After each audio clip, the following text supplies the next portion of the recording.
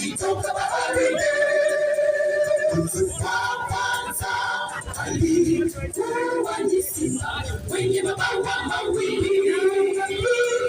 Wa pili alikuwa ni dubu mwenye mifupa mitatu.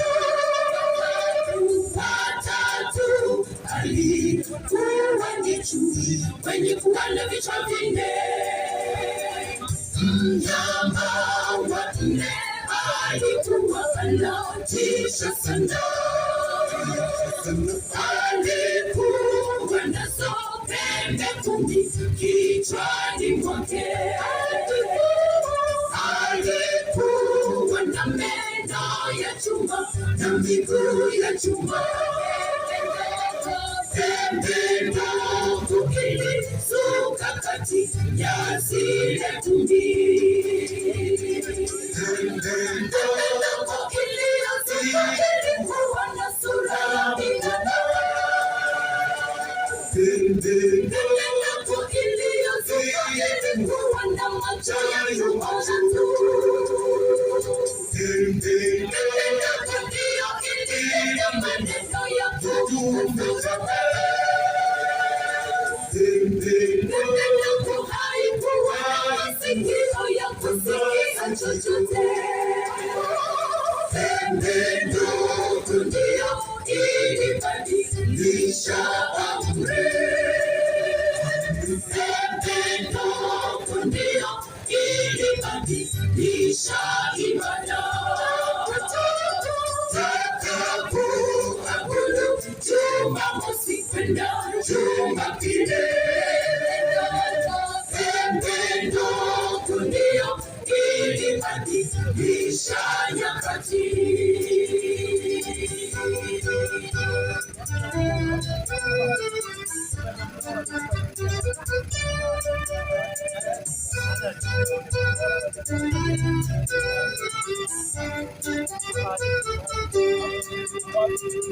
Mnyama wa kwanza alikuwa simba, ni mtawala wa Babeli. Mnyama wa pili alikuwa dubu, ni Umedi na Uajemi. Mnyama wa tatu alikuwa chui, mtawala wa Yunani. Mnyama wa nne mwenye kutisha ni utawala wa Warumi. Ibada ya sanamu ilianza kule Babeli. Kuabudu sanamu kulianza tangu Babeli. Kanisa la Kirumi, Kiyunani ila Babeli. Neno hili Babeli maana yake ni machafuko. Babeli kanisa limetokelezake ukali wa shetani. Babeli kanisa limefanya shetani amejificha humo. Babeli hata na Uajemi. Mnyama wa tatu alikuwa chui, mtawala wa Yunani. Mnyama wa nne mwenye kutisha ni utawala wa Warumi. Ibada ya sanamu ilianza kule Babeli. Kuabudu sanamu kulianza tangu Babeli. Kanisa la Kirumi, Kiyunani ila Babeli. Neno hili Babeli maana yake ni machafuko. Babeli kanisa limetokelezake ukali wa shetani. Babeli kanisa limefanya shetani amejificha humo. Babeli hata na mafundisho yake ni ya kutosha. Babeli toke sishiriki kabisa na vizake. Ibada takatifu ilikuwa siku ya saba. Kanisa la Kirumi ndilo lilibadilisha kuabudu siku ya saba Jumamosi. Kwenda kuabudu siku ya Haya, asante. Kwa hivyo pasipo kupoteza muda, tunataka tusafiri ndani ya maandiko matakatifu. Na mimi kwa meza nataka mtu ambaye anasoma kwa utaratibu. Nataka mtu ambaye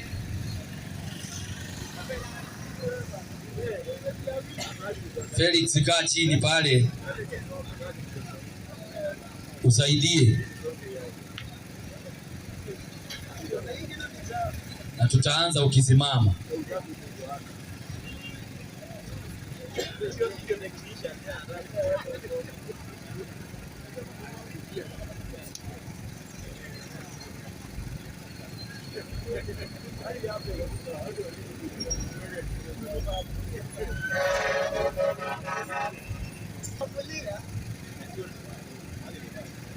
Sawa, msemaji. Naam, uko salama? Kabisa, kabisa. Naam, asante, ubarikiwe. Nawe pia. Nisaidie 24, 14 na 15 Mathayo. Naam. Kitabu kile cha Mathayo 24, 14 na 15. Soma Biblia. Pumzi ya Mungu inasema hivi. Ndio. Tena habari njema ya ufalme itahubiriwa katika ulimwengu wote. Habari njema ya ufalme wa Mungu itahubiriwa katika ulimwengu wote kuwa ushuhuda kwa mataifa yote. Kwa hivyo habari njema itakapohubiriwa itakuwa ushuhuda kwa mataifa yote. Kwa mataifa yote. Twende. Hapo ndipo ule mwisho utakapokuja. Kwa hivyo injili ama habari njema itakapohubiriwa katika ulimwengu wote itakuwa ushuhuda kwa mataifa yote. Baada ya kuwa ushuhuda, hapo ndipo ule mwisho utakapokuja. Kwa hivyo mwisho utakuja habari njema ikihubiriwa katika ulimwengu wote. Ndipo ule mwisho utakapokuja. Hizo ni habari za Yesu. Huyo ni Yesu ambaye anatuagiza maneno hayo. Soma tusikie. Basi, basi twende. Hapo mtakapoliona chukizo la uharibifu, lile lililonenwa na nabii Danieli. Ati lilinenwa na nani? Nabii Danieli. Yesu amenukuu kitabu gani? Danieli. Yesu amenukuu kitabu gani? Cha Danieli. Na leo watu wanasema ya kwamba kitabu cha Danieli ni kigumu. Kitasomewa wapi? Mbinguni. Na Yesu anaturudisha kwenye kitabu gani? Danieli. Kwa hivyo Danieli inapaswa, kitabu cha Danieli kinapaswa kisomwe hapa duniani. Soma tusikie. Basi, hapo mtakapoliona chukizo la uharibifu, lile lililonenwa na nabii Danieli. Twende. Limesimama katika patakatifu. Limesimama katika patakatifu. Asomaye. Rudia tena. Asomaye. Rudia tena. Asomaye. Na afahamu. Kwa hivyo utakaposoma utafanyaje? Utafahamu. Lakini ukikosa kusoma kitabu cha Danieli, hauwezi ukafanyaje? Huwezi kufahamu. Huwezi ukafahamu. Huwezi ukafahamu neno lolote usiporejelea kitabu cha Danieli. Lakini watu leo wanasema kitabu cha Danieli ni kizito ama ni kigumu, sio cha kipindi chetu. Msomaji, naam, saidia Petero wa kwanza 5 mstari wake ni wangapi? Ni wa 7. Petero ni wa kwanza. Soma mstari wake ni wa 7. 5 mstari wake ni wa 7. Soma 8. Inasema hivi. Ndio. Muwe na kiasi na kukesha. Mnaambiwa muwe na kiasi na kukesha. Kwa kuwa kwa kuwa nini? Mshtaki wenu Ibilisi. Kwa kuwa tuna mshtaki ambaye anaitwa Ibilisi. Ni kama simba agurumaye. Ibilisi ni kama simba agurumaye. angurumaye, huzunguka zunguka akitafuta mtu ammeze. Hata leo si shetani bado anazunguka kabisa, anatafuta mtu ammeze, anatafuta mtu ammeze. Soma andiko. Nanyi ndio mpigeni huyo. Tupinge nani? Shetani. Kwa hivyo tunapaswa tukumpinga nani? Shetani. Mkiwa dhabiti katika imani, tukiwa dhabiti katika imani, mkijua ya kuwa nini? Mkijua ya kuwa mateso yale yale. Ati nini? Mateso yale yale.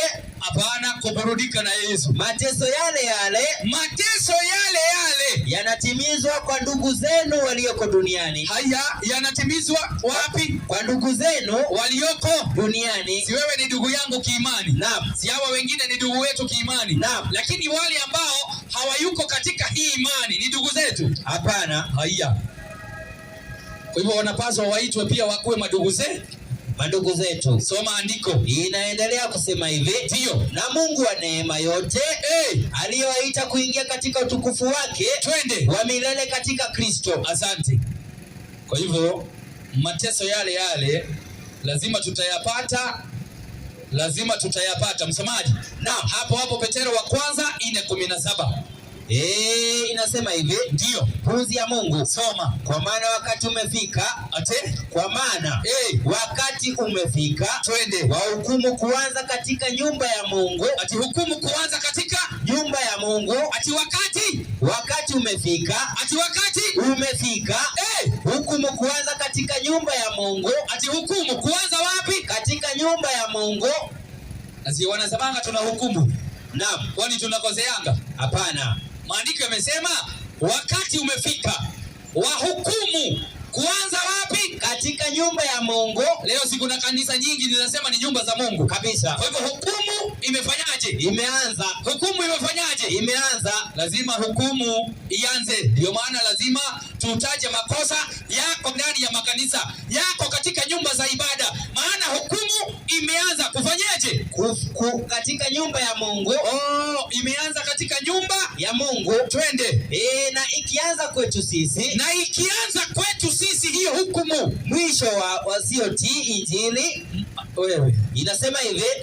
Mwisho wao wasioitii injili. Mwisho wao wasioitii injili ya Mungu itakuwaje? Mwisho wao wasioitii injili ya Mungu itakuwaje? Si hata leo kuna watu hawatii. Naam. Mwisho wao utakuwaje? Hiyo ni swali. Maana leo kuna watu ambao hawatii Mungu. Sauti ya Mungu ni wengi ambao hawatii.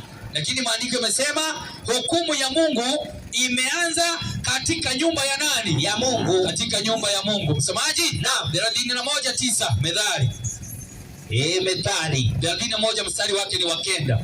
Maana hukumu imeanza katika nyumba ya Mungu. Soma hiyo. Inasema hivi. Ndio. Fumbua kinywa chako. Ate? Fumbua kinywa chako. Mimi na wewe. Fumbua kinywa chako. Na wengine. Fumbua kinywa chako.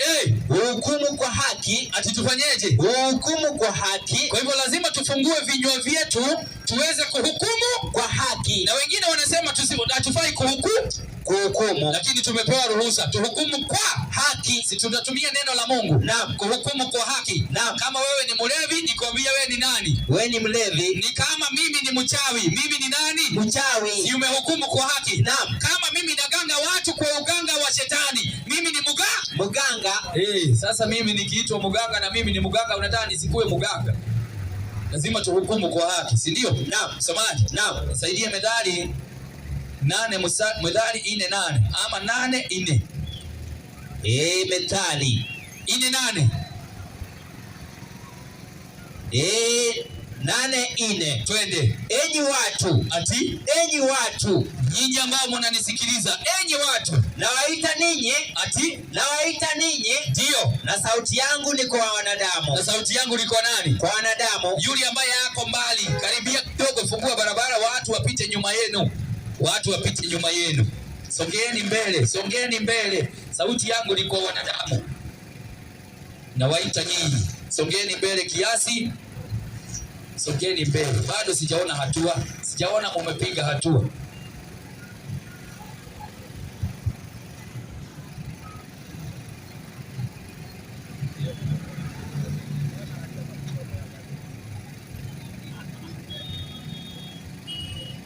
Sawa.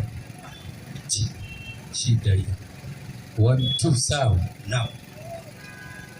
Msomaji. Naam. Tumekuwa tukiangalia mwanamke huyu, si ndio? Naam. Wacha tuguze kidogo ndio tuingie hapa kabisa. Nisaidie Ufunuo wa Yohana. Mstari wake Ufunuo wa Yohana 17 anza 3. Maana huyu mwanamke tumemzungumzia kwa muda mrefu. Soma hiyo andiko.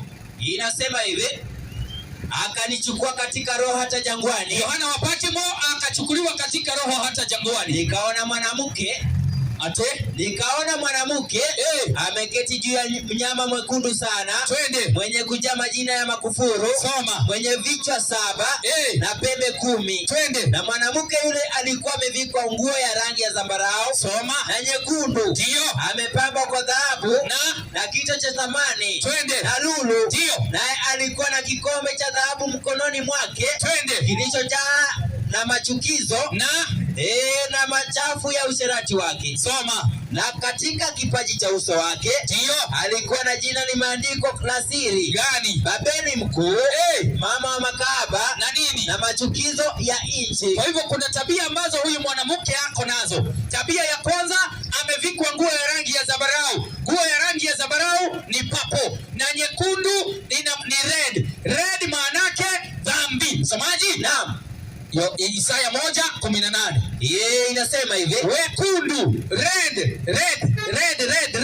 ni dhambi. Soma tusikie. Inasema hivi, haya njooni tusemezane, asema Bwana. Haya njooni tusemezane, asema Bwana.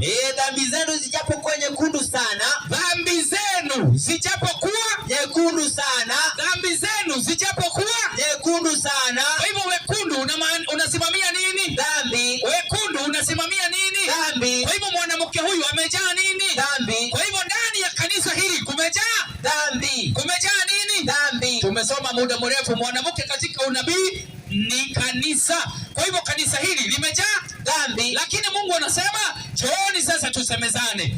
Hata dhambi zenu zijapokuwa nyekundu, zitakuwa safi kama theluji." Zitakuwa safi kama theluji. Kwa hivyo watu wakikubali kumrudia Mungu na kutubu na kuachana na dhambi, Mungu anasema ya kwamba hizo dhambi zitaondolewa na zitakuwa safi kama sufu ama theluji. Msomaji? Naam. Kwa hivyo kanisa hili kitu ya kwanza limejaa nini? Dhambi. Limejaa dhambi. Na tumeona ya kwamba ako na kikombe cha dhahabu mkononi mwake kilichojaa machafu ya uasherati wake. Na katika kipaji cha uso wake ako na jina limeandikwa la siri, Babeli mkuu, mama wa makahaba. Huyu ni mama wa makahaba. Hili ni kanisa ambalo ni kahaba, na likiwa kahaba liko na watoto ambao ni kahaba sawasawa na yeye, yani ni Babeli ya mwisho duniani. Na tuliangalia jana tukaona ni kanisa la Kirumi, inaitwa the Roman Catholic Church. Hili ndiyo kanisa lenye ni mama wa makahaba. Ni kanisa ambalo ni mama lenye makanisa mengine yote duniani, isipokuwa kanisa mimi niko ndani yake, nyumba ya Mungu, si ndio? Naam. Maana siwezi kuwa mtoto wake tena nimfunue. Tuwezi kuwa watoto wake, sisi sio watoto wake, ndio maana tunamfunua. Na wale ambao hawamfunui, maana watu wamekuwa katika kanisa miaka zaidi ya 30 na bado hawajawahi fundishwa hii, na mnasema bado mko kwa kanisa. Haukuangi kwa kanisa, unakuanga kwa kibada ya mtu ama soko ya mtu ama duka, si ndio msomaji? Kwa hivyo huyu ni mwanamke ambaye ni kahaba. Msomaji, nisaidie Ufunuo wa Yohana, ama ni waraka wa kwanza wa Yohana. Lazima tumufunue. Akafunuliwa yule asi. Ufunuo wa Thesalonike wa kwanza 2 mstari wake ni wa 8. Asante. Inasema hivi, safi. Katika wa Thesalonike wa kwanza 2 mstari wake ni wa 8. Twende. Inasema hivi, safi, weka mzee. Inasema hapo ndipo atakapofunuliwa yule asi. Hapo ndipo atakapofunuliwa yule asi. Inasema si tunamfunua? Naam. Hapo ndipo atakapofunuliwa yule asi ambaye twende, Bwana Yesu atamuua kwa pumzi ya kinywa chake. Kwa hivyo huyu mtu ambaye atakayemuua ni nani? Bwana Yesu. Si huyu ndiye asi? Naam, hebu anza mstari wake ni wa 3 kwanza. Inasema hivi, ndio, mtu awaye yote asiwadanganye kwa njia yoyote, asiwadanganye kwa njia yoyote, maana siku ya kurudi kwake Yesu Kristo mara ya pili haiji, ati haifanyi nini? Haiji kabla usipokuja kwanza ule ukengeufu. Kwa hivyo mambo mabaya kwanza lazima yaje ndio Yesu aweze kupata kurudi wapi? Mara ya pili duniani, si ndio? Naam. Ndio Yesu apate kurudi mara ya pili duniani, lazima ukengeufu uje, lazima maandamano muone, lazima muone mauaji, lazima muone maafa, lazima muonyeshwe miujiza ya uongo, lazima mambo mabaya yatukie. Vile leo watu wanauana ndugu kwa ndugu, vile leo wazazi wanaua watoto, vile leo watu wanafanya mambo ambayo ni ya hiana, ambayo Mungu alikataana nayo. Msemaji? Naam. Endelea na andiko. Inasema hivi, safi. Mstari wake ni wa 3. Ndio, mtu awaye yote asiwadanganye kwa njia yoyote. Twende. Maana haiji, soma, usipokuja kwanza ule ukengeufu. Twende. Akafunuliwa yule mtu wa kuasi. Rudia tena. Akafunuliwa yule mtu wa kuasi. Ati akafanyaje? Akafunuliwa yule mtu wa kuasi. Kama kwa kanisa unaenda Redeemed Gospel Church hujawahi funuliwa, huyu mtu wa kuasi hajawahi funuliwa kwa hiyo kanisa, jua ya kwamba nyinyi ni watoto wa huyu mtu. Msomaji? Naam. Endelea. Mwana wa uharibifu. Huyu ni mwana wa uharibifu, anaharibu maneno ya Mungu, anaharibu imani ya kweli ya Biblia. Twende. Yule mpingamizi. Haya, huyu anapinga masuala yote ya Biblia, ama kile ambacho Mungu alisema, huyo anapinga. Anasema ya kwamba tuachane na hicho, tuende kwa njia nyingine ambayo ni ya shetani. Soma tusikie. Yule mpingamizi. Huyu ni mpingamizi, ajiinue nafsi yake juu ya kila kitu kiitwacho Mungu. Twende. Ama kuabudiwa. Twende. Hata yeye mwenyewe kuketi katika hekalu la Mungu. Rudia tena. Hata yeye kuketi katika hekalu ya Mungu. Rudia tena. Hata yeye kuketi katika hekalu la Mungu. Wewe, hata yeye mwenyewe kuketi katika hekalu la Mungu. Maliza. Akijionyesha nafsi yake kana kwamba yeye ndiye Mungu. Si anakaa kwa hekalu kila siku? Naam. Si huko ndio ofisi yake iko? Naam. Lakini leo sio huyu aliaga dunia. Mwenye yako leo anaitwa Pope Leo wa 10 na ngapi? Wa 14. Anaishi Vatican. Ukitaka kumuona, hiyo ndio ofisi yake au makao yake makuu, hiyo ndio ofisi. Anaketi katika hekalu la Mungu akijionyesha nafsi yake kana kwamba yeye ndiye Mungu. Akijionyesha nafsi yake kana kwamba yeye ndiye Mungu. Twende. Inaendelea kusema hivi. Je, ama tusome mstari wake ni wa 8. Usome. Inasema hapo ndipo atakapofunuliwa yule asi. Sasa tunafanyaje? Tunamfunua. Sasa tunafanyaje? Tunamfunua. Moyo anamfunua? Hapana. Ng'ang'a anamfunua? Hapana. Alison Ng'ang'a anamfunua? Hapana. Haya, Kiegei anamfunua? Hapana. Ezekiel Odero Mavueni anamfunua? Hapana. Haya, Margaret Wachiro anamfunua? Hapana. Kioko Reverend anamfunua? Hapana. Haya, hamfunui? Hamfunui kabisa. Soma andiko. Hapo ndipo atakapofunuliwa yule asi. Sasa hizi tunamfunua kabisa. Anafunuliwa. Wewe nitajitambulisha ndio mjue mimi ni nani. Soma. Hapo. Ndipo atakapofunuliwa yule asi. Hapo ndipo atakapofunuliwa yule asi ambaye Bwana Yesu atamuua kwa pumzi ya kinywa chake. Kwa hivyo huyu ni nani pekee? Ni Yesu peke yake atamuua kwa pumzi ya kinywa chake. Lazima tumfunue, si ndio msemaji? Naam. Hebu nisaidie Yona 1 mstari wa 8. Yona 1 mstari wake ni wa 8. Ng'ang'a amekataa kumfunua, William Kimani amekataa kumfunua, Kiengei amekataa kumfunua, Pius Moiro amekataa kumfunua. Sikia anafunuliwa na nani? Usicheze. Sikia. Sikiliza. Yeye anamfunua. Yona 1:8 wewe. Inasema hivi, na mtumishi nani? Felix kuja dakika 1. Soma Yona 1 mstari wake ni wa 8. Ndipo akamwambia, unaitwaje? Wewe ni nani?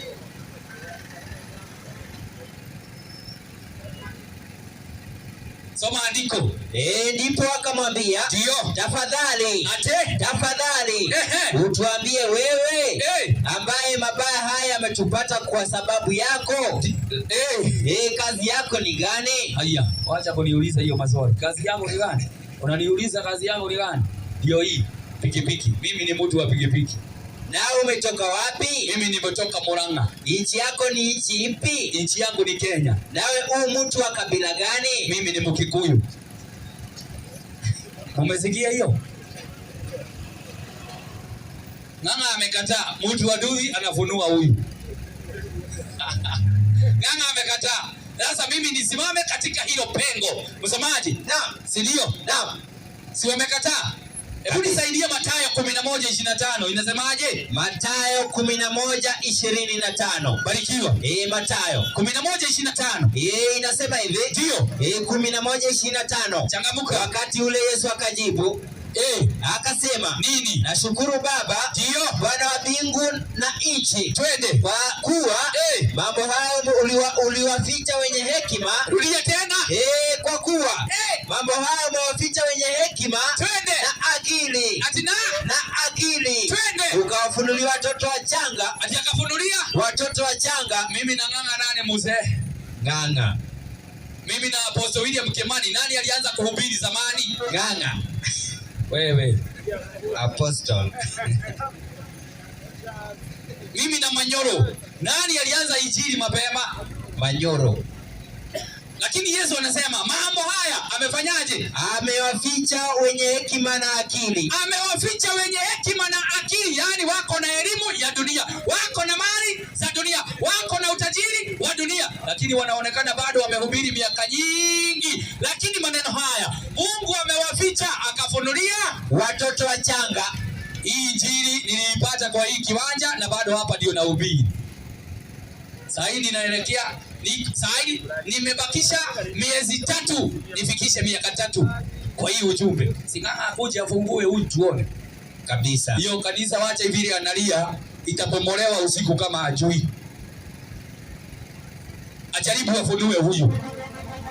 Ama wewe uko na dhehebu. Watapomoa gani? Wakati wa corona kanisa zikafungwa, si ndio? Naam. Si kanisa, nyumba zikafungwa. Watu wakaanza kulalamika kanisa zimefungwa. Watu wanadhani kanisa ni jengo. Kanisa si jengo, na mmefundishwa saa hii. Kanisa si jengo. Msomaji? Naam. Matendo ya Mitume 17:24 inasemaje? Matendo ni ya Mitume. Wacha nikogelea msomali mahali mmefundishwa.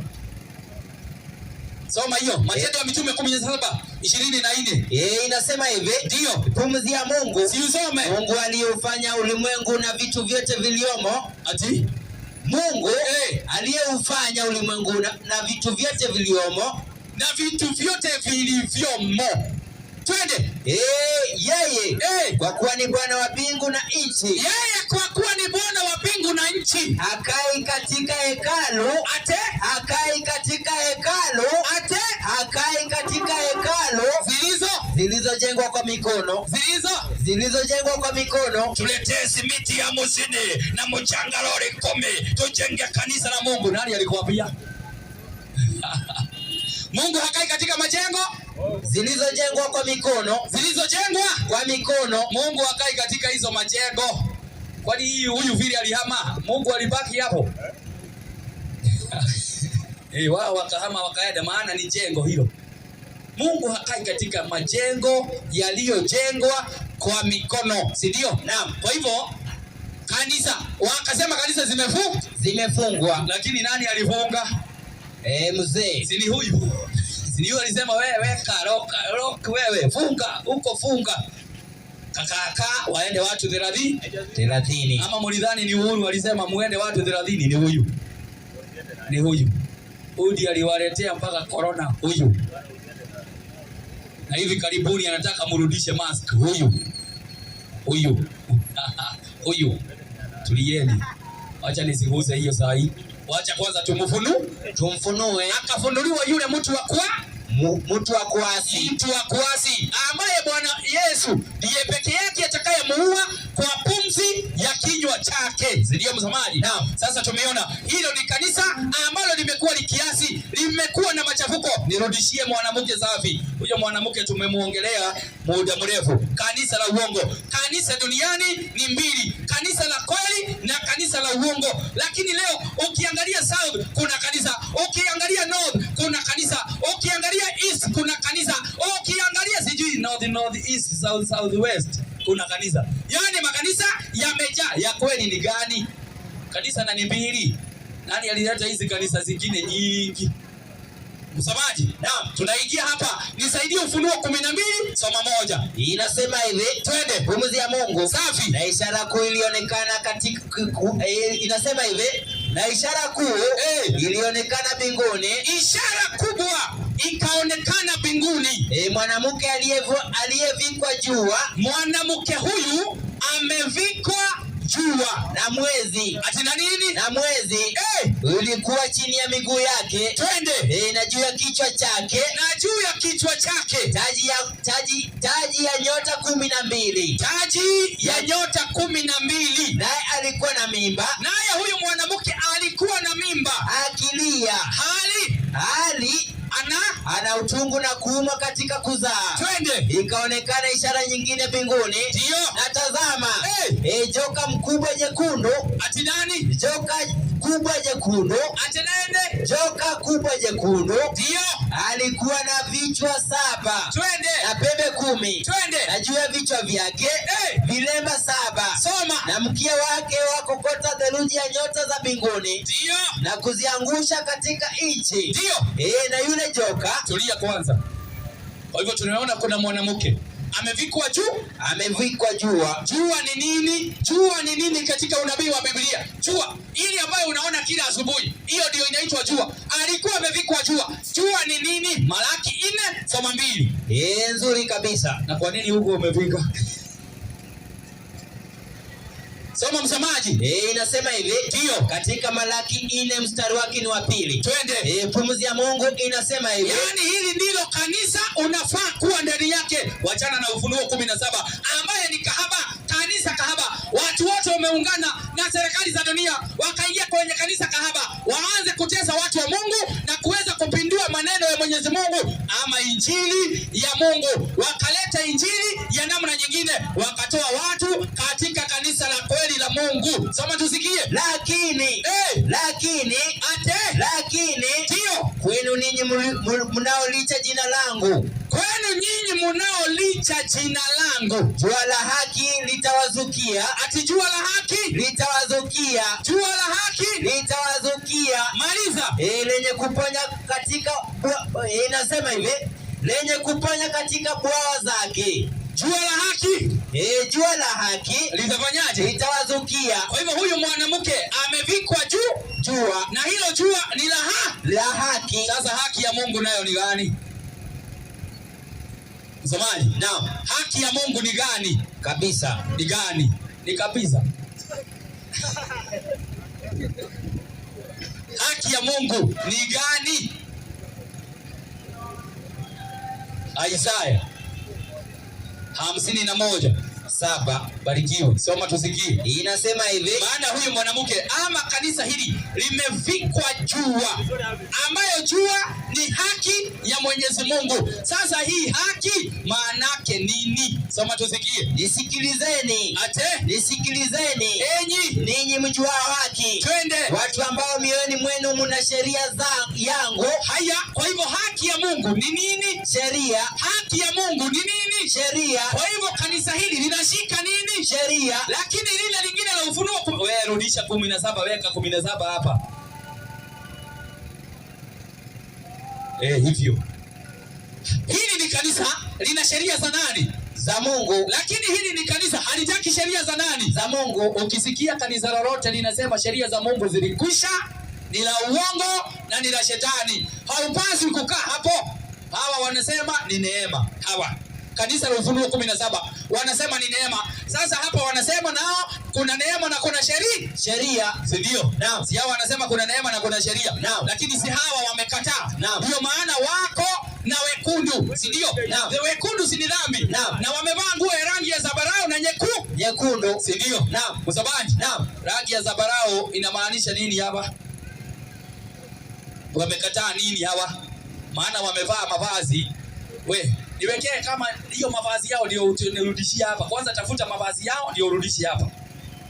Msomaji, Naam. si wamekataa sheria za Mungu? Naam. Maana kanisa ni mbili, lenye linakubali amri za Mungu 10 zote na linakubali neema ya Mungu, si ndio? Naam. Si hata zaidi ndio imetuweka kabisa, ndio tukiomba msamaha kwa Yesu tuweza kusamehewa. Lakini kipindi kinakuja hata hiyo neema ifanyeje? Itatolewa. Mlango ufungwe, hata ujaribu kuruka juu urudi chini. Yesu atakaposimama tu mlango umefanyaje? Ushafungwa, si ndio? Naam. Si nitakuonyesha mahali mlango ulifungwa. Wewe weka hao watu na mavazi yao. Msomaji? Naam. Si hii kwanza ni rangi ya zambarau? Naam. Hii ni zambarau, purple in color. Hili ni kanisa. Limevaa, liko na manguo zao, liko na rangi zao na mambo zao, si ndio? Naam. Na sheria zao si ambazo si za Mungu kabisa. Hiyo ni Ufunuo 17, imejaa dhambi. Na watoto wake wamejaa dhambi. Maana wamefuata sheria zake, hawataki sheria za Mungu. Msemaji? Naam. Sasa kuna nguo ya rangi ya zambarau na wamesema tena nyekundu. Msemaji? Naam. Numbers 15 gapi? 38. Soma King James. Asante. Numbers 15:38.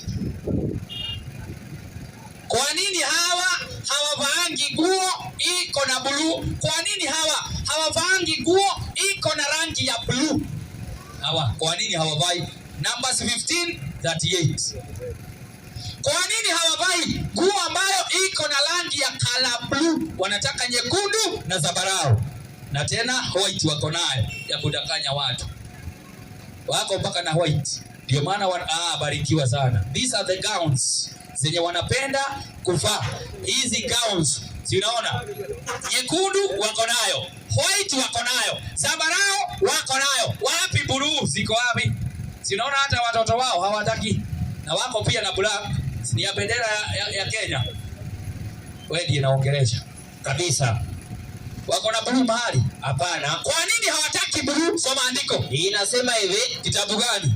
Numbers 15:38. Soma. Inasema, ndio, speak unto the children of Israel. Speak unto the children. Si hawa wanasema ni watu wa kiroho. Naam. Hawa, si ndio? Naam. Hiyo ndio Israeli ya leo. Naam. Israeli ya leo ni watu wa kiroho.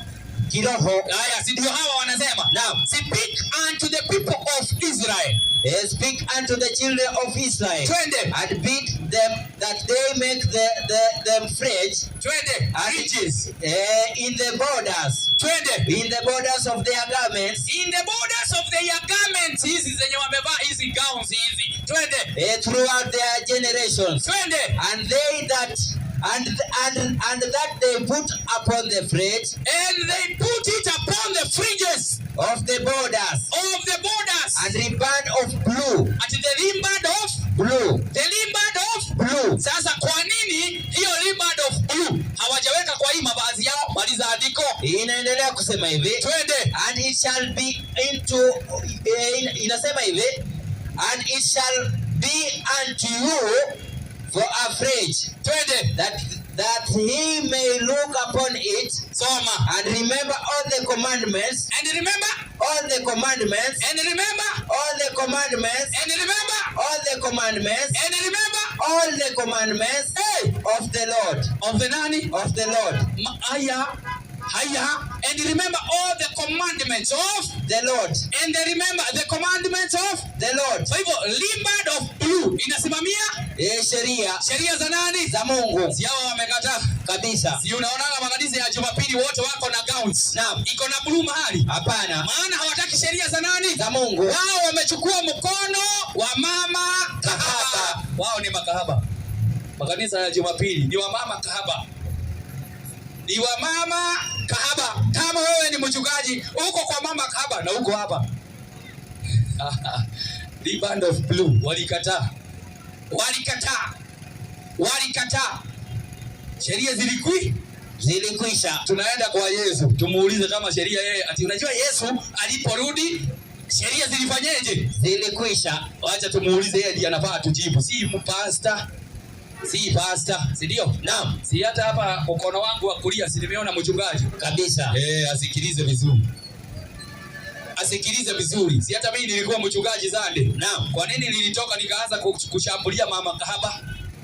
Maana si mama yako. Na tumeambiwa tumpinge huyo, si ndio? Naam. Kwa sababu yeye ako kinyume na nani? Na Mungu. Msemaji. Naam. Nisaidie Mathayo 5:17. Mathayo 5:17. Nirudishia wanawake wangu wote wawili. Kanisa zote mbili, si wanawake wangu. Mimi nina mmoja tu, mmoja hivi. Sina wengine, mmoja. Hizi ni kanisa mbili, nirudishie. Soma andiko. Pumzi ya Mungu inasema hivi. Mathayo 5:17. Inasema, ndio, msidhani ya kuwa. Yesu anasema kwa kinywa chake, wachana na mchungaji na huko kwa kanisa yenu.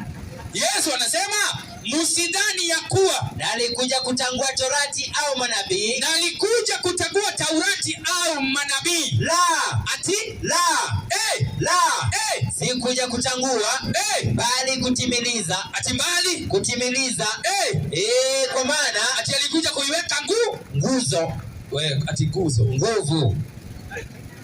Yesu hakuondoa sheria, si ndio? Naam. Alikuja kuzitia nguvu. Soma 19 hapo. Inasema hivi. Ndio. Basi mtu yeyote atakayevunja amri moja, mtu yeyote kama hawa, mtu yeyote atakayevunja amri moja katika hizi zilizo ndogo, na kuwafundisha watu hivyo, na kuwafundisha watu wazishike, ataitwa mdogo kabisa katika ufalme wa mbinguni. Ati ataitwa mdogo kabisa katika ufalme wa mbinguni. Ataitwa mdogo kabisa katika ufalme wa mbinguni. Kwa hivyo hao wote wachungaji ni wadogo katika ufalme wa mbinguni, hawataonekana. Sheria za Mungu zilikwisha. Nyinyi ni watu mnaohubiri sheria. Hata wana wa Israeli walikatana na hizi sheria, wakaangamizwa. Wachana na sheria. Yesu amesema hakuja kuziondoa bali kutimiliza. Na yule ambaye atakayehubiri ya kwamba sheria hakuna, atakuwa mdogo katika ufalme wa wapi? Wa mbinguni. Yakobo 2:10. Inasema hivi. Hilo ni kanisa la mama kahaba. Makahaba wamejaa hapa. Makanisa ya Jumapili yamejaa hapa. Wasabato aja General Conference. Sasa hivi wanagoja tu Sunday itangazwe, wafanye mguu tu hivi. Hivyo. Ni mguu tu, maana mambo wanafanya leo ni ya Sunday. Wanarukaruka, wanaiba, wanapokeza watu roho, wanaangusha SDA. Na ukiingia hapo unaweza sema huko ni kwa jeshi unaenda. Kongo hivi SDA. Na inasema ni kanisa ya Mungu ilianguka. Nakwambia ukweli, ilianguka. SDA hata General Conference haiwezi itwa kanisa tena. Nitakuonyesha saa hii. Wote wako hapa. Wasabato wanangoja tu Sunday itangazwe kama siku peke yake ya ibada, wafanye U-turn hivi tu. Na tunaambiwa ya kwamba tusisitasite katika njia ngapi? 2. Nimekupatia andiko gani? Yakobo 2:10. Soma msomaji. Pumzi ya Mungu inasema hivi. Ndio. Maana mtu awaye yote atakayeshika sheria yote. Unaweza ukashika sheria yote, ila akajikwaa katika neno moja, amekosa juu ya yote. Ati amekosa juu ya yote. Ukikosea moja umekosa juu ya yote. Ukikosa moja umekosa juu ya yote. Ambia huyu dereva kama hakuna sheria, ambia dereva aende wrong side, ataenda kamiti. Akikosa pesa ataenda jela. Mnasema sheria zilikwisha. Kwa nini za Kenya mnataka lakini za Mungu hamutaki? Wachungaji ndio nauliza. Wachungaji ndio nafaa niwaulize, si ndio? Naam. Za Kenya wanataka lakini za Mungu zilifanyaje? Ziliisha. Ni neema. Unajua tunaishi kwa neema. Sio kwa sheria, ni neema. Msemaji? Naam. Tito 2:11. Tito 2:11. Mutaangamizwa. Hakuna mahali hakuna sheria. Si hapa nimeona mwanadada. Naam. Wacha nimtumie tu, si ndio? Naam. Kwa mfano, usinichukulie vibaya. Leo enda saa hii, ukienda kwa nyumba, udhubutu tu kama hakuna sheria. Udhubutu tu upikie mume wako ugali na maji baridi, uone kama utakaa hapo. Ugali peke yake iko na sheria yake ya kupika, si ndio? Naam. Enda pika na maji baridi upe mzee hiyo ugali. Hiyo hautakaa hiyo boma. Lakini za Mungu, unacheka hii zilisha na ya ugali bado unataka. Na kama sheria zilikwisha, si ndio msomaji? Naam. Si wanaambiwa kwa kanisa kujeni vile mlivyo. Mungu haangaliagi nje, anaangalia moyo. Endeni uchi kwa hiyo kanisa uone ukifukuzwa. Si sheria hakuna. Yes. Soma Tito 2:11. Inasema hivi, pumzi ya Mungu. Safi. Maana neema ya Mungu yaokoa wanadamu wote. Neema ya Mungu ndio inaokoa wanadamu wote. Twende. Imefunuliwa. Twende. Na yatufundisha kukataa ubaya. Hiyo neema ya Mungu inatufundisha kukataa ubaya na tamaa za kidunia. Atina tamaa za kidunia. Kwa hivyo neema inatufundisha kukataa ubaya na tamaa za kidunia. Tupate kuishi kwa kiasi. Tupate kuishi kwa kiasi na haki. Atina nini? Na haki. Na tumeona haki ya Mungu ni nini? Ni sheria. Ati tumeona haki ya Mungu ni nini? Sheria. Haya, kwa hivyo hakuna siku sheria itaondoka. Hakuna. Paka mwisho.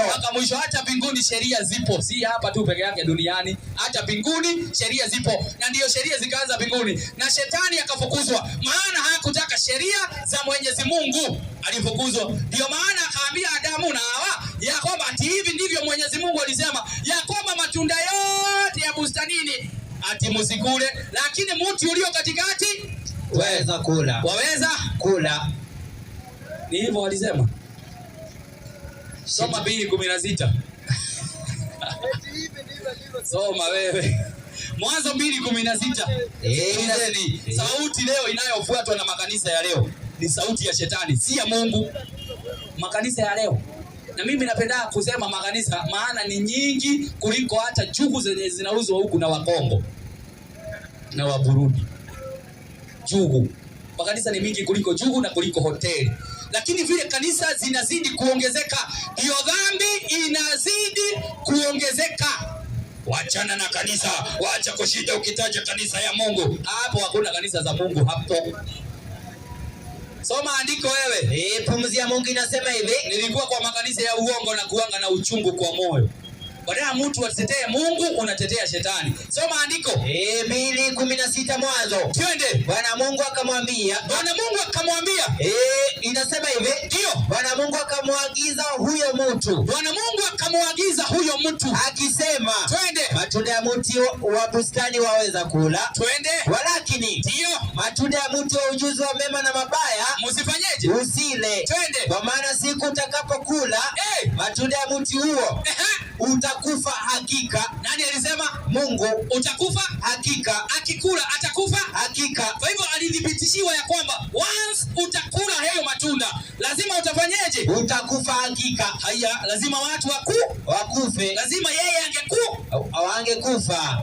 Haya, wacha tusikie shetani naye alimwambia nini? Maana Mungu amesema utakufa hakika. Sasa shetani alisemaje? Sikiliza, mniambie sauti yenye inafuatwa leo ni ya nani? Maana hiyo ni ya Mungu. Utakufa hakika. Soma hiyo 3, anza mstari wake wa kwanza. Inasema hivi, Mwanzo. Basi nyoka alikuwa mwerevu kuliko wanyama wote. Twende. Wa mwitu. Ndio. Aliyowafanya Bwana Mungu. Soma. Akamwambia mwanamke, aje? Ati hivi ndivyo alivyosema Mungu. Twende. Musile matunda ya mti ya bustani. Musile matunda ya bustani. Huyo ni shetani yako na madharau. Ati hivi sasa ndio Mungu alisema. Ati hivi. Sasa hawa Sabato hawa wanajiita ati wana matengenezo. Ati wanaambia Sabato iko. Hawajui. Si hiyo ni shetani. Soma. Ati hivi ndivyo alivyosema Mungu. Aje? Musile matunda yote ya mti ya bustani. Twende. Mwanamke akamwambia. Aje? Mwanamke akamwambia nyoka. Si usome. Matunda ya mti wa bustani ni inasema matunda ya mti wa bustanini. Twaweza kula. Twende. Lakini matunda ya mti ulio katikati ya bustani, wengine wanasemanga ni ngono, uongo.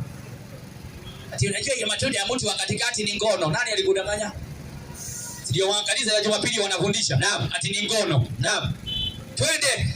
Lakini matunda ya mti ulio katika bustani, ndio Mungu amesema aje, msiale wala msiaguse, twende usije mkafa. ndio. Nyoka akamwambia mwanamke, Shetani akamwambia mwanamke, hakika hamutakufa. ati hakika Hamutakufa. na Mungu akasema Hakika we mutakufa hakika. Shetani akasema hakika utakufa. ai Samani. Shetani akasema Hakika hamutakufa. hakika. Hamutakufa. Mungu akasema Utakufa hakika. Shetani akasema Hakika mutakufa.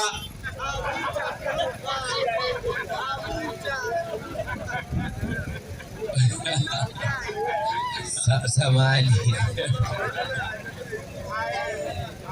Shetani akasema Hakika hamutakufa. Mungu akasema Utakufa hakika. na leo watu wanafuata Shetani kuliko wafuate Mungu. si ni hivyo?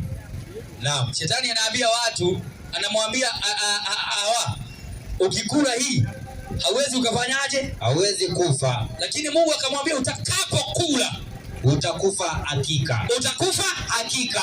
Ni hivyo. Sauti ni ngapi? Mbili. Kanisa ni ngapi? Mbili. Ya uongo na ya Ya kweli. ya kweli na ya Uongo. Sasa wewe ni kwako ujue uko wapi, maana Ufunuo 12 ni kanisa la Mungu. Msomaji, Naam. sasa kanisa la Mungu utalijua namna gani? Ufunuo 14:12. Pumzi ya Mungu inasema hivi. Ufunuo 14:12. Inasema, Nataka tuingie hiyo gia ingine tuone madanganyo, machafuko yaliyo hapa. Machafuko yaliyo hapa ni yepi? Soma andiko. hapa ndipo penye subira ya watakatifu. Kwa hili kanisa hapa ndipo penye subira ya watakatifu. Hao wazishikao amri za Mungu. Hao Wazishikao amri za Mungu. hao Wazishikao amri za Mungu. na Imani ya Yesu. kwa hivyo watakatifu wa Mungu ni wale wanashika amri za nani? Za Mungu. Na imani ya nani? Ya Yesu. Sande, kuna mtu anashika amri ya Mungu? Hapana. Kwa hivyo wako hii, Wako nje. labda warudi, si ndio? Naam. Sande, muko nje, totally out. Kuna mtu ana swali hapo? Wako totally outside. Hapa ndipo penye subira ya watakatifu, hao wazishikao amri za Mungu. Na imani ya nani? Ya Yesu. Si kuna imani ya Yesu? Naam. Na kuna amri za nani? Za Mungu. Si ndio? Naam. Si amri za Mungu ni amri za Yesu Kabisa. amri za Mungu ndio amri za Yesu. Lakini kuna mwingine atakuja aseme, unajua Yesu alipokuja alizagawanyisha zikiwa mbili. Ni kweli, lakini ya kwanza, bao ya kwanza ilikuwa na amri ngapi? 10. Hiyo ni ya 5.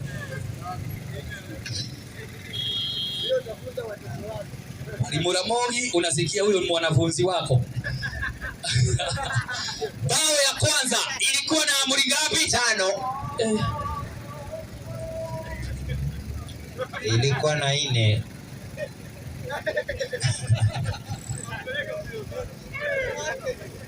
Bao ya pili ilikuwa na ngapi? 6.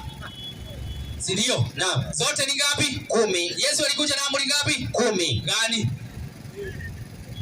Mpende Bwana Mungu wako wewe, mpende Bwana Mungu wako kwa nguvu zako zote, twende, kwa akili zako zote, twende, na kwa moyo wako wote. Na ya pili yafanana na hii, twende, mpende jirani yako kama nafsi yako. Asante. Kwa hivyo ya kwanza inahusikana mwanadamu na nani? Na Mungu. Ya pili inahusikana nani na nani? Ndugu na ndugu. Ndugu na ndugu, si ndio? Naam. Mimi na rafiki yangu, si ndio? Kabisa. Hizo ni ngapi? 2. Si ni 2? Naam. Hizo ni 2. Leo ukisujudu sanamu, hata uweke sanamu hapa ushinde ukiomba mchana yote, polisi atakushika? Hapana. Atakushika? Hapana. Ukiabudu sanamu polisi atakushika? Hapana. Haya, ukisujudu miungu mingine polisi atakushika? Hapana. Ukipiga mama yako kofi atakushika. Ukitukana mama yako atakushika. Nikikupiga wewe kofi utashikwa. Si nitashikwa? Naam. Haya. Kwa hivyo hizo za kwanza ni wewe na nani? Na Mungu. Na Mungu. Ukikosea mwishowe uwekwe jikoni, si ndio? Watu wazade wanakubali za kwanza? Hapana. Si wako na miungu mingine? Naam. Wako na Mungu wa utatu. Si ati nawaonea, nilikuwa huko hakuna siri sijui. Mambo yote ya Sunday mimi najua. Kwanza niko faili imejaa hivi. Hakuna kitu sina. Paka pembe yenye nilikuwa namwagia watu mafuta nayo bado sijatupa. Ni dhibitisho. Ni dhibitisho niko nayo. Nikipeleka kwa polisi ni dhibitisho. Lakini Biblia haiwezi ikafungwa. Si ndio? Na maana nikitoa dhibitisho ya kweli mimi utafunguliwa. Neno litafungwa? Hapana. Timotheo wa 2:9. Ndio hata hao wakisema huyo anaingilia makanisa ya Jumapili. Hiyo ni shauri yako. Utaumwa lakini utapona. Kuvumilia ndio kupona. Pumzi ya Mungu inasema hivi, Sade hakuna kanisa la nani? La Mungu. Lakini huko ndani kuna watu wa nani? Wa Mungu. Wanapaswa watoke waingie kwa kanisa la nani? La Mungu. Watoke hapa waingie kwa kanisa la nani? La Mungu. Sababu hapa hakuna kanisa la nani? La Mungu. Lakini watu wa Mungu wamejaa wapi? Hapo. Wanapaswa wafanye eje? Watoke. Pande ya Zali hakuna kanisa hata moja la Mungu. Lakini ndani kuna watu wa Mungu wanapaswa watoke, si wakae. Watoke, wajiunge na kundi la Mungu. Ushike hiyo point. Soma hiyo. Inasema hivi, niandalie vituko. Hawa wanafanya niandalie hizo vituko. Maana tumeambiwa wako na machafuko tupu. Hapa hakunanga sarakazi. Ibada ni polepole, ibada imetulia, ibada haina mambo mingi. Lakini pande ile takuonyesha sarakazi mumejaza kwa kanisa. Soma hiyo andiko. Timotheo ni wa 2:9. Twende. Inasema hivi, ndio mtu akienda polisi asiseme mimi nimesema, aende aseme amesoma. Kama kuna kufungwa, Biblia ifungwe. Mimi niachiliwe niende kwangu. Sidio msomaji? Naam. Soma hiyo andiko. Nami katika hiyo ndio nimeteswa hata kufungwa. Nami katika hayo ni mambo kama hii alifundisha. Naam. Si alifundisha? Naam. Lakini sio hii unabii, hata wao mitume hawakufundisha hii. Si ndio? Naam. Lakini anasema nami katika hayo, maana kuna mambo walikuwa wanahubiri ambayo yanakasirisha watu. Twende.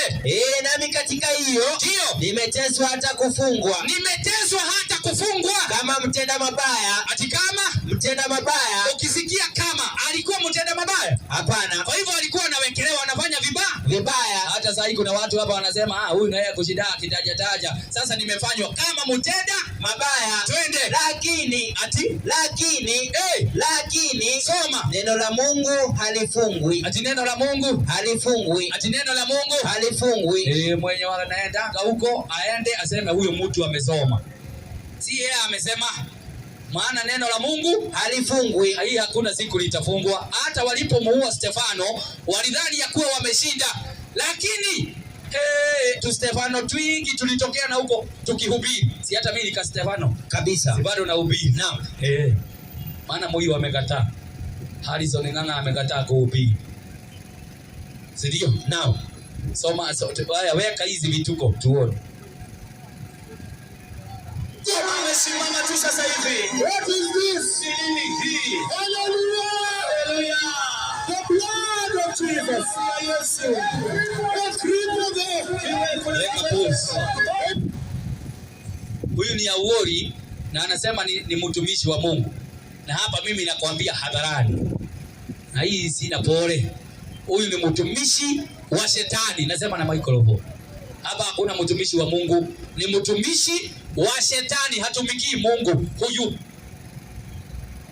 Si ndio msomaji? Naam. Hebu kwanza nisaidie Matendo ya Mitume 20, 28, 29 na 30. Matendo ni ya Mitume 20. 28. Kaza mkono, muda hatuna. Inasema hivi, safi. Katika 20:28. Twende. Pumzi ya Mungu inasema hivi, soma. Jitunzeni nafsi zenu, mjitunze nafsi zenu. Na lile kundi lote nalo ambalo Roho Mtakatifu ameweka ninyi kwa angalizi ndani yake. Twende. Mpate kulilisha kanisa lake Mungu. Alilolinunua kwa damu yake mwenyewe. Twende. Najua ya kuwa mimi ya kuwa baada ya kuondoka kwangu mbwa mwitu wakali wataingia kwenu. Rudia tena. Mbwa mwitu wakali wataingia kwenu. Maliza. Wasihurumie kundi. Ati wahurumie. Wasilihurumie kundi. Soma tena. wasilihurumie kundi. Tamuka vizuri. Inasema hivi, ndio, najua mimi ya kuwa baada ya kuondoka kwangu mbwa mwitu wakali wataingia kwenu, ndio, wasilihurumie kundi. Barikiwa. Mbwa mwitu wakali wataingia kwenu, wasilihurumie kundi. Hawa wanahurumia kundi? Hapana. Hawa ni mbwa mwitu wakali. Hawa ni mbwa mwitu wakali. Hawa si watumishi wa Mungu, na nitakuonyesha ni mbwa aje, maana wachungaji wale wanaitwa mbwa. Kama msomo wote wa uongo ni nani? Mbwa mwitu wakali. Wote wa uongo ni nani? Mbwa mwitu wakali. Wachungaji wote ambao ni waongo ni mbwa mwitu wakali. Nitakuonyesha ni namna gani wameitwa mbwa. Msomaji? Naam. Sasa tuachilie hii tena mara ya mwisho. Na kuna mwingine huko.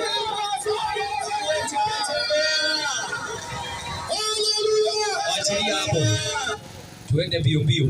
Hapa anadanganya, anafanya muujiza. Mpaka serikali ya Kenya ikakuwa na tashwishi. Wacha sasa mimi, Aden Duale na ni wa muzikiti. Alikuwa na tashwishi. Je, huyu mtu ni kweli amepona? Situuliza Biblia kama huyu alipona, si ndio? Naam. Msemaji? Naam. Matendo ya Mitume 3, anza mstari wako kwanza. Inasema hivi, basi Petro na Yohana walikuwa wakikwea pamoja kwenda hekaluni. Soma. Saa ya kusali saa 9. Twende. Na mtu mmoja aliyekuwa kiwete toka tumboni mwa mamaye. Twende. Alichukuliwa na watu, ndio, ambaye walimweka kila siku katika mlango wa hekalu. Soma. Uitwao Nzuri. Bariza. Ili aombe sadaka kwa watu wanaoingia ndani ya hekalu. Twende. Mtu huyo twende, akiwaona Petro na Yohana wakiingia hekaluni, ndio, aliomba apewe sadaka. Aliomba apewe nini? Sadaka. Twende. Na Petro akamkazia macho pamoja na Yohana. Twende. Akasema nini? Tazama sisi. Tutazame sisi. Ndio. Tutazame sisi. Soma. Akawaangalia. Ndio. Akitaraji kupata kitu kwao. Twende. Lakini Petro akasema, hata wewe unaonanga mtu ako na zuti ati ako na pesa, na sasa hiyo ni fukara. Soma. Lakini Petro akasema, ndio, mimi sina fedha wala dhahabu, lakini nilicho nacho ndicho nikupacho. Twende. Kwa jina la Yesu Kristo wa Nazareti. Simama uende. Kwa jina la Yesu Kristo wa Nazareti, simama uende. Maliza. Akamshika mkono wa kuume. Huyo kiwete. Akamuinua kiwete. Mara nyayo zake za vifundo vya miguu vyake vikatiwa nguvu. Rudia tena. Inasema mara nyayo zake na vifundo vya miguu yake. Na vifundo vya miguu yake zilikuwa imeshikana. Naam. Kama ya huyu mzee kabisa. Nyayo na vifundo vya miguu yake vikatiwa nguvu. Zikafanyaje? Vikatiwa nguvu. Akaondoka upesi. Ndio. Akasimama. Ati akaondoka upesi? Akasimama. Huyo auoni amesimama? Hapana. Amesimama huyu? Bado ameponywa na bado anaenda hivi. Hakuna vitu kama hizo. Hakuna vitu kama hizo, ni sarakasi. Mungu akuponye nusu. Mungu hawezi akakuponya nusu. Mungu anaponyanga. Kilipo ingine ya uongo.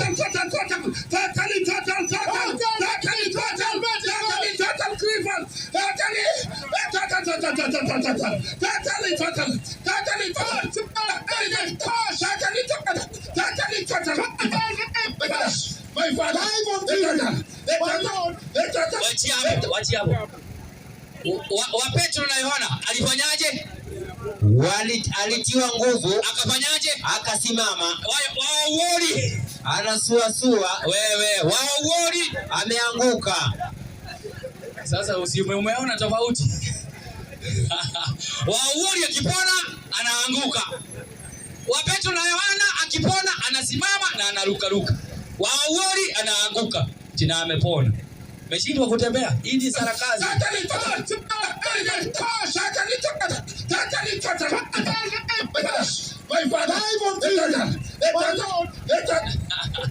Hiyo ni uongo. Hiyo ni ya uongo. Hiyo ni muujiza ya uongo. Weka hii ya kuanguka hii na lugha zao za uongo. Weka ya kuanguka. Maana kanisa kahaba. Na ndio watu wanafanya leo hiyo maneno.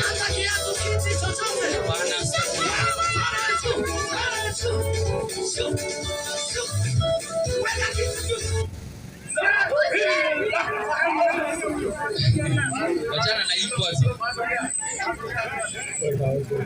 Ati sasa hiyo ni ubatizo. Unabatiza mtu kwa moto. Ushawaiona Yesu na mitume wakibatiza watu kwa moto? Hapana. Na hii ni kanisa. Hii ni kanisa. Angalia sasa. Aya.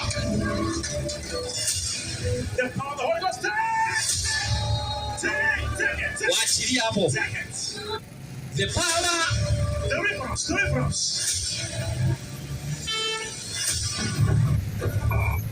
The power of the Holy Ghost. Take it. Mtu anaanguka. The power of the Holy Ghost. Take it. Mtu anaanguka. Roho wa Mungu akuangushe chini. Umetoka kwako kwa nyumba na suti, unaenda kwa kanisa, unaanza kuanguka, unachafuka na suti zako na tai. Msomaji? Naam. Ezekieli 2:2. Ati roho wa Mungu, you wanted, you needed, take it. Chini. Unaanguka, uongo. Kuna vitu kama hizo. Hiyo ni makanisa ya mama kahaba, yamejaa ukahaba na uongo mwingi. Soma andiko. Inasema hivi. Nini? Katika Ezekieli 2:2. Ndio. Pumzi ya Mungu inasema. Soma. Naye aliposema nami. Roho ikaniingia. Ati? Roho ikaniingia. Ikanisimamisha. Haya, Ezekieli roho alipomuingia alifanyaje? Alisimama. Lakini makanisa ya Jumapili roho akikuingia wanaanguka. Haya, Ezekieli alipoingiwa na roho wa Mungu akasimama. Haya, makanisa ya Jumapili ukiingiwa na roho wa Mungu wanaanguka. Hiyo ni uongo. 3:24 Ezekieli. Inasema hivi. Safi. Ndipo roho ile ikaniingia. Ikanisimamisha. Ati ikafanyaje? Ikanisimamisha kwa miguu yangu. Ati ikamsimamisha kwa miguu yangu. Kwa hivyo alikuwa amekaa chini. Roho alipomuingia akafanyaje? Akasimama. Lakini leo kwa makanisa ya Jumapili roho akiingia wanaanguka. Touch, poke. Receive the anointing. Hiyo ndio sauti nilikuwa nayo ya kazi. Fire. I see somebody fire. Kula moto. Achilia. Toka pepo. Achilia. Touch. Haya. Hiyo ni sauti ya kazi. Mama Njoroge, nakwambia uniwekee maji kwa karaye na ulete tawele ambayo ni safi nikaoge na ufanye haraka. Siwende umwambie hivyo. Siende atumie hiyo sauti kwa hiyo nyumba. Ataambiwa hata wewe uko na mikono jipelekee kabisa. Si ndio ataambiwa? Naam. Lakini akifika kwa kanisa, nakwambia huu ni mwaka wa dabo, hautarudi kukopa tena. Nimeachilia mibaraka, nimeachilia amani, nimeachilia ushindi. Gani? Wewe unaachilia wewe? Who are you? Hakuna pasta anabariki, nakwambia uko. Na kama wewe uko hapo na wewe ni pasta, kuja hapa unionyeshe unabariki na Biblia. Si mimi nilikuwa mchungaji fake Sunday. Kuja unionyeshe. Na niko mimi siri ninazo. Mahali mnatoa hii upako, mahali mnatoa hii roho ya kuangusha, mimi najua. Muko na mapepo imejaa ndani yenu, wachungaji. Samaji? Naam. Marko 9:17. Kwani umeshituka? Naam. Si hata wewe ulikuwa makanisa ya uongo. Na ukaambiwa sijui. Soma kwanza. Inasema hivi. Ndio. Pumzi ya Mungu. Soma. Mtu mmoja katika mkutano akamjibu. Ndio. Mwalimu, nimeleta mwanangu kwako. Nimeleta mwanangu kwako. Ndio. Ana pepo bubu. Ati yako na nini? Ana pepo bubu. Twende. Na kila ampagapo. Kila huyo pepo anapompaga huyo mtoto umbwaga chini. Haya, ati anafanyaje? Umbwaga chini. Pepo akiingia mtoto anambwaga chini. Haya. Pepo akiingia hawa anafanyaje? Wanabwagwa chini. Na mchungaji anasema ni roho wa nani? Wa Mungu. Kwa hivyo pepo ikiingia mtu anaangusha. Roho wa Mungu akiingia mtu inamsimamisha. Kwa nini leo makanisani roho wa Mungu akiingia mtu inamwangusha? Maliza andiko. Inaendelea kusema hivi. Twende. Na kila ampagapo umbwaga chini. Soma. Naye utoka povu na kusaga meno. Ati anatoa nini? Povu na kusaga meno. sitoki, toka pepo, sitoki, toka pepo, sitoki. 1, 2, 3. Unadanganywa. Mchungaji ameshafanya concert, amemweka pepo, akikomandi inatoka. Msomaji? Naam. Endelea. Inaendelea kusema hivi. Nini? Naye hutoka povu na kusaga meno. Twende. Na kukonda. Twende. Nikasema na wanafunzi wako. Nikasema na wanafunzi wako. Wamtoe pepo. Wamtoe huyu mtoto pepo. Wasiweze. Twende. Akawajibu akasema. Yesu akajibu akasema. Enyi kizazi kisichoamini. Enyi kizazi kisichoamini. Nikae nanyi hata lini? Nitakaa na nyinyi hata lini? Nichukulieni samani. Inasema hivi, akasema, enyi kizazi kisichoamini, nikae nanyi hata lini? Endelea. Nichukuliane nanyi hata lini? Twende. Mleteni kwangu. Mleteni huyo mtoto kwangu. Yesu akasema. Wakamleta kwake. Ndio. Hata alipomuona. Mara yule pepo alimtia kifafa. Ate? Mara yule pepo alimtia kifafa. Ate? Mara yule pepo alimtia kifafa. Naye akaanguka chini. Haya, nani alimwangusha chini? Pepo. Akaangusha nani? Mtoto. Haya, pepo akamwingia akamwangusha chini. Hao wanaangushwa chini na pepo. Makanisa ya Jumapili ni ya uongo. Wanaangusha kwa na pepo. Maliza. Inaendelea kusema hivi. Ndio. Akagagaa. Akitokwa na povu. Akamuuliza babaye. Amepatwa na haya tangu lini? Akasema. Ndio. Tangu utoto. Ati tangu utoto. Sasa fanya kitu moja, example moja. Uchukue kiwete wa kweli. Kiwete wa kweli. Pelekea Uhuru, hata pona. Chukua wa kweli mwenye unajua, umpelekee. Hata hutapewa ruhusa umkaribie kumpea huyo kiwete. Maana hawezi pona.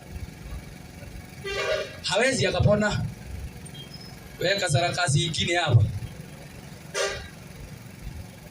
Weka sarakani ya Rita na Kuika hizo. Weka hapo. Maana kanisa ni mbili, ya kweli na ya uongo.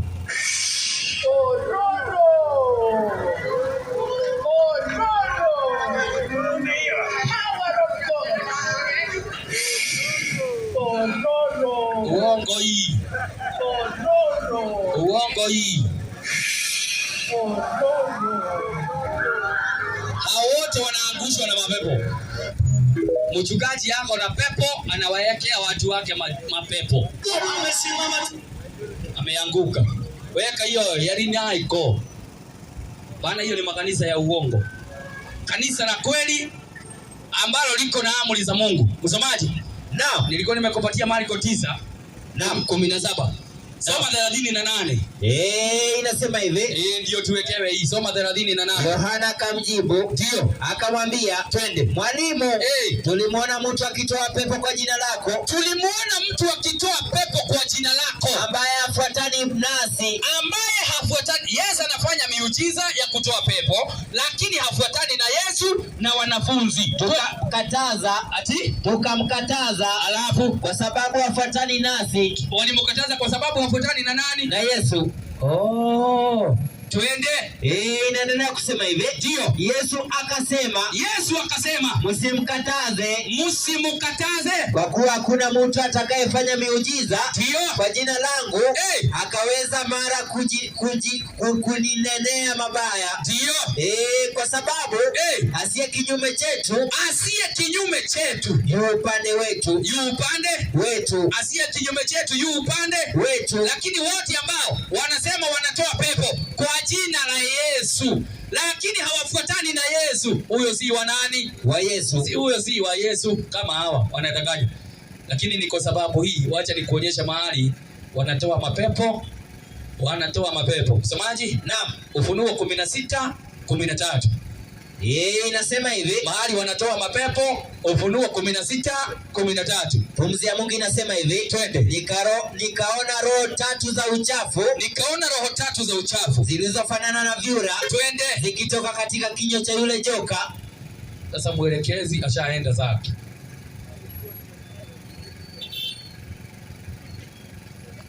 Nikaona roho tatu za uchafu zilizofanana na vyura zikitoka katika kinywa cha yule joka. Katika kinywa cha joka Shetani. Na katika kinywa cha yule mnyama ni nabii wa uongo, na katika ni Vatican City. Twende. Na katika kinywa cha yule nabii wa uongo. Haya, manabii wa uongo wamejaa, wa Protestanti wamejaa huko, manabii wa uongo, si ndio? Naam. Si ni manabii? Naam. Mmoja si ni Owoli. Naam. Wa pili si ni Ezekieli Mabweni. Naam. Wa tatu si ni Manyoro. Naam. Wa nne si ni Ng'ang'a. Naam. Wa tano si ni Ezekieli. Naam. Wewe, si ni anaitwa Pius Moyo.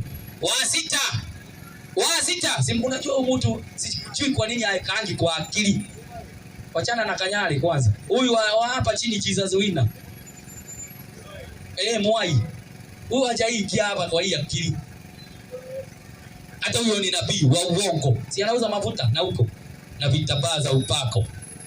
Kanyari mix ya manabii wa uongo. Endelea. Inaendelea kusema hivi. Hizo ndizo roho za mashetani. Hizo ndizo roho za mashetani. Zifanyazo ishara. Ati zinafanya nini? Ishara. Zinafanya nini? Ishara. Zile roho tatu za uchafu. Naam. Zinafanana na vyura. Zinafanya ishara. Na kufanyaje? Zitokazo na kuendea ufalme wa ulimwengu. Haya, kwa hivyo hao watu, ishara hizo za uongo zinatoka na kuendea wafalme wa ulimwengu wote. Ndio maana ukaona katika uwanja wa Nyayo National Stadium, nani alikuwa amekuja? Ben Hinn. Sema Ben Hinn. Ben Hinn. Alipokuja, maana yako na ishara nyingi. Roho wake yako kwa koti. Akitoa koti ni watu wanaanguka. Alipokuwa ananyosha mkono, Ruto alianguka. Hapana. Kwa hizo sababu yako na roho ya shetani kama nani? Ben Hinn. Hawezi akaanguka. Hawezi akaanguka. Hiyo ni Biblia inasema. Ama Ruto si mfalme? Ni mfalme. Ni mfalme. Yako na pepo na huyu Ben Hinn yako na pepo. Mapepo hawasubuani. Ndio maana unasikia wakitoka katika nyumba moja, wanaendanga wanazunguka, mapepo wanazunguka, wakikosa kikao wanarudi ile nyumba yao sasa wakiwa wengi. Hao wafalme wa dunia wote ni wa mapepo. Si ndio msomaji? Naam, maliza andiko. Inasema hivi. Ndio. Hizi ndizo roho za mashetani. Zifanyazo ishara. Hizi ndizo roho za mashetani zifanyazo ishara. Zitokazo na kuendea ufalme wa ulimwengu wote. Twende. Kuwakusanya kwa vita ya siku ile kuu. Kuwakusanya kwa ile vita kuu. Ya Mungu Mwenyezi. Ya Mungu Mwenyezi. Haya, kwa hivyo hawa watu kazi yao ni kuandaa watu kwa vita ile kuu ya Mungu Mwenyezi. Ya Mungu Mwenyezi. Nataka ikisema tu uongeze hapo uweke pesa. Kwa hivyo wanaandaa watu kupigana na nani? Na Mungu katika masuala ya ibada. Hawa wanaandaa watu. Usidhani ati Owolo anaweza akikamatwa anaweza kaa ndani. Hawezi kaa ndani, maana anatumikia shetani. Agenda ikibie. Injili kama hii iachanwe nayo. Hebu niwekee internet na tumalize. Na ninawaombeni yule ambaye yako na kitu tunaweza weka generator mafuta atupatie. Nawaombeni. Hii ndio mzuri, hata ndio nilikuwa nataka uweke. Okay. Idea mwe.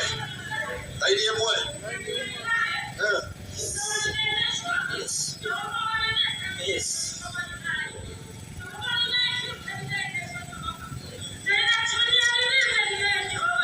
Hapo.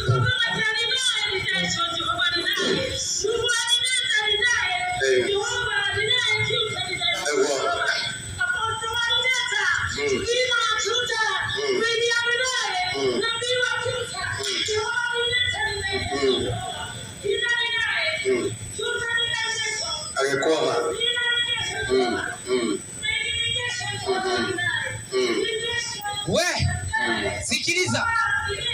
Sikia. Kesho naleta yangu. Nikitafsiri hizi. Najua mnaona mchezo.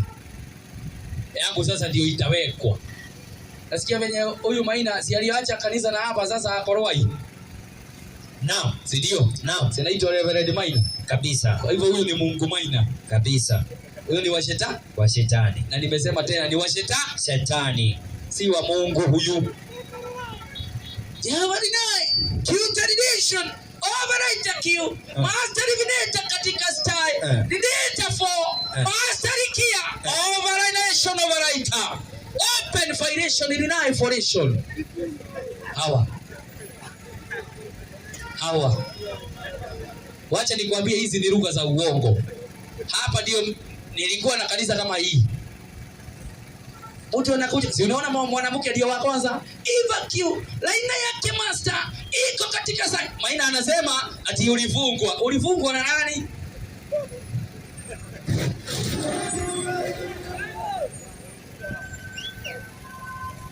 Wacha nani na hiyo? Shetani ni mjinga tena ni mjanja. Waachana na hiyo.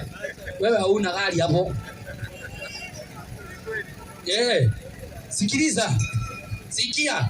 Wacha wakuenda aende. Ukipatana na polisi hapo wakuulize kama unaenda wapi ndio utajua. Msomaji? Naam. Si ameongea lugha hapa kabisa. Deny Q dies, ndio? Naam. Msomaji? Naam. Yeremia 9 soma 3. Yeremia 9 soma 3. Inasema hivi, soma. Katika Yeremia 9:3. Soma msomaji. Inasema hivi, twende. Pumzi ya Mungu. Si usome. Huu upinde. Wewe soma vizuri. Inasema hivi, twende. Upinde ulimi wao. Hapana. Upinda ulimi wao. Watu kama hawa wanaupinda ulimi wao. Kana kwamba ni upinde. Soma tena. Upinda ulimi wao. Hawa wanaupinda ulimi wao. Kana kwamba ni upinde. Ili kusema uongo. Ati ili kusema uongo. Eliminator, open filiation overwriter, master kia katika style filiation overwriter. Niko katika stabilization over. Eva Q taraina master D. Eva Q. Hivyo. Wanapinda nini? Ulimi wao. Wanapinda nini? Ulimi wao. Ili kusema uongo. Uongo. Haya. Ni ulimi wanapinda. Si ati ya kwamba kuna lugha kama hii. Hakuna lugha kama hii kwa Biblia. Na kama iko si wachungaji ni wengi hapa. Naam. Hapa hakuwezi kosa mchungaji. Akuje aniambie hizi lugha ni za Mungu. Mmoja tu hivi. Kama uko hapo na una hakika kuna kuongea kwa lugha, njoo kwa kiti.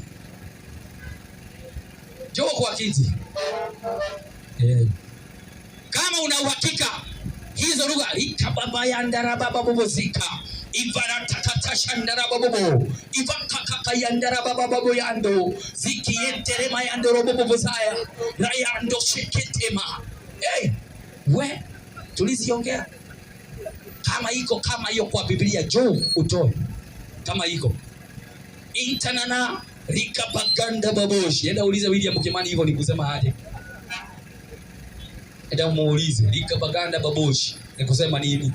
Akikujibu ukujie hizi vyombo. Hatutahubiri tena hapa. Akikujibu unajua hizo ni lugha za mbinguni, unajua hizo lugha ni za malaika, unajua mbinguni wanaongea wapi? Wakorintho wa 2:12 tumalize. Wakorintho wa 2:12 mstari wake ni wa 2. Tunamalizia hapo. Wakorintho ni wa 2:12 mstari wake ni wa 2. Pumzi ya Mungu inasema hivi. Safi. Namjua mtu mmoja katika Kristo. Twende. Yapata sasa miaka 14. Twende. Kwamba alikuwa katika mwili sijui. Ndio. Kwamba alikuwa nje ya mwili sijui. Maliza. Mungu ajua. Twende. Mtu huyo alinyakuliwa juu mpaka mbinguni. Samani inasema hivi. Mtu huyo alinyakuliwa juu mpaka mbingu ya 3. Twende. Nami namjua mtu huyo. Ndio. Kwamba alikuwa katika mwili sijui. Maliza. Kwamba alikuwa nje ya mwili sijui. Twende. Mungu ajua. Soma. Ya kuwa alinyakuliwa mpaka peponi. Alinyakuliwa mpaka peponi. Akasikia nini? Akasikia maneno yasiyotamkika. Akasikia maneno yasiyotamkika ambayo haijajuzu. Hapana. Haijuzu. Ambayo haimjuzu mwanadamu. Aya nene. Na watu wanatuambia hizo ni lugha za mbinguni. Haya maneno hayawezi yakatamkika tena, haimjuzu mwanadamu afanyeje? Aya nene. afanyeje? Haya nene. Na huyo mtu alinyakuliwa mpaka mbingu ya tatu, si ndio? Naam. Si ni mbinguni? Naam. Mbingu ya tatu. Naam. Na akasikia maneno yasiyoweza kutamkika. Basi haya leo yanatambukika. Wanatoanga wapi? Wanapinda ulimi ili kusema uongo. Wanapinda ulimi kusema uongo. We, tu ni ngapi hapo? Huyu ako na bagi, huyu. Tuhesabie hii pesa ni ngapi? Wewe, tuhesabie hii pesa. Si wewe utaenda naye.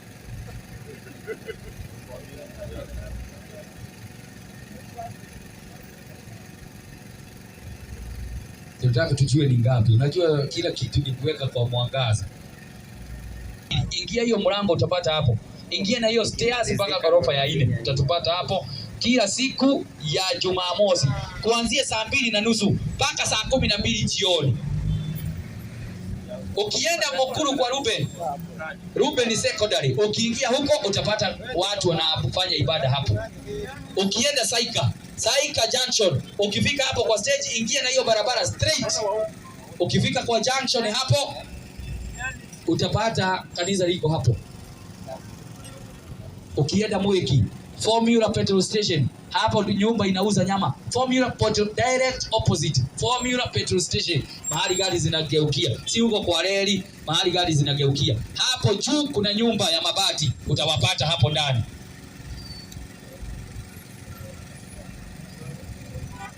Hapo. Kwa hivyo yule ambaye anataka mafundisho zaidi, unaweza enda mahali ambapo tumetaja. Nambari ya simu unaweza uliza direction, na unaweza weka pia kitu ya kuweka generator mafuta.